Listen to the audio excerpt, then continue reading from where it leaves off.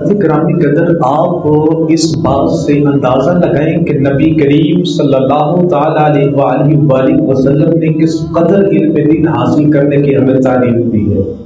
علم دین حاصل کرنے کی کتنی فضیلت ہے۔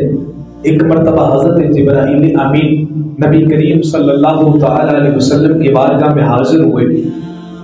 عرض کرتے ہیں یا رسول اللہ صلی اللہ تعالیٰ علیہ وسلم، آپ کا فلاں صحابی انتقال کرنے والا ہے، آپ اگر چاہیں تو اس کو بتا دیں، اگر چاہیں تو نہ بتائیں۔ نبی کریم رؤوف الرحیم صلی اللہ تعالیٰ علیہ وسلم نے اس صحابی کو بلایا اور کہا میرے پیارے صحابی، کچھ وقت کے اندر تیرا انتقال ہونے والا ہے۔ اس صحابی نے عرض کی یا رسول اللہ، مجھے کوئی عمل بتائیں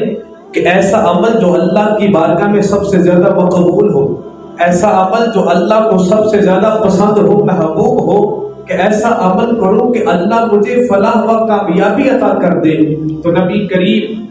رؤوف الرحیم صلی اللہ تعالی علیہ وسلم نے ارشاد فرمایا،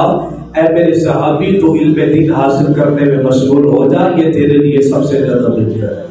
تو اس سے معلوم ہوا دیکھیں کتنی برکات ہے علم دین حاصل کرنے کی، حد تک کہ حضور یہاں تک ارشاد فرماتے ہیں کہ جو بندہ اللہ کی دین کو حاصل کرنے کے لیے نکلتا ہے، علم دین حاصل کرنے کے لیے نکلتا ہے، فرشتے اس کے قدموں کے نیچے پر بچھا دیتے ہیں۔